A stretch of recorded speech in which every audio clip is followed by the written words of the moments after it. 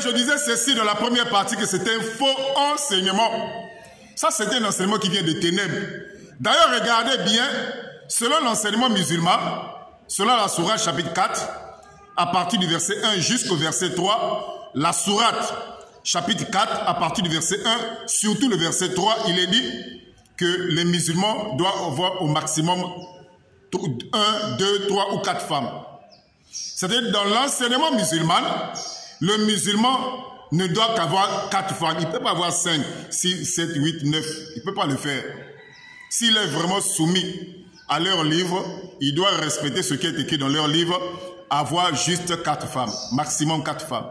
Malgré que Mohammed, le prophète Mohammed, a fait croire aux musulmans qu'il était soumis, mais il n'avait pas 4 femmes. Il avait plus de 4 femmes. Dans d'autres sources, on dit qu'il avait 9 femmes, contredisant même ce que lui-même l'a apporté. Parce que si vous lisez dans les passages coraniques, il y a des passages où Mohammed dit qu'il est le premier à se soumettre. La sourate chapitre 6, verset 163.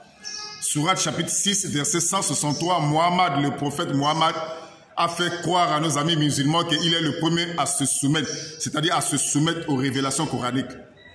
Mais ce qui est triste, il n'était pas soumis à ses propres révélations. Il est allé jusqu'à prendre 8 ou 9 femmes d'après des sources, parce que les sources c'est divers. Mais ce n'est pas ça le problème. Le problème ici, est-ce qu'il y aura des rapports sexuels? Est-ce qu'il y aura des mariages au ciel? Je viens de le dire à peine que cet enseignement est un enseignement qui vient des ténèbres. C'est un enseignement démoniaque. Et j'aimerais bien que les frères musulmans puissent me suivre correctement pour voir qu'ils ont été emballés. Ils ont été trompés. Parce que déjà de 1, au ciel, l'homme ne sera pas dans ce corps de chair. Comme cela est écrit dans la Bible, dans le livre de 1 Corinthiens chapitre 15, à partir du verset 50, que la chair et le sang n'hériteront point le royaume des cieux. Au ciel, l'homme ne sera pas dans ce corps, parce que dans ce corps, on a des désirs charnels, dans ce corps-là. Dans ce corps, on éprouve des sentiments, dans ce corps-là. Dans ce corps, on souffre. Dans ce corps, on meurt. Dans ce corps-là. Et dans ce corps-là, l'homme a des désirs charnels. Des désirs d'aller avec une femme. C'est dans ce corps-là. Mais au paradis, l'homme ne sera pas dans ce corps. Parce qu'il y a 2 corps, pour ceux qui ne le savent pas. Il y a des corps terrestres. C'est ce corps terrestre-là, poussière, qui est appelé à retourner dans la poussière. Et il y a des corps célestes.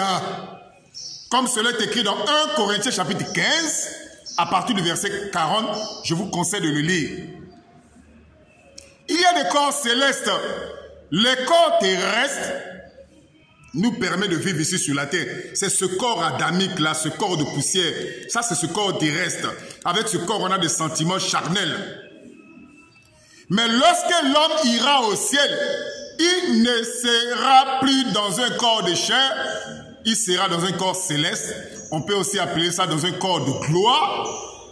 On peut aussi appeler ça un corps de résurrection. Et dans ce corps, l'homme ne mourra pas. On fait rapidement encore une deuxième vidéo. Une troisième, s'il vous plaît. Une troisième vidéo rapidement.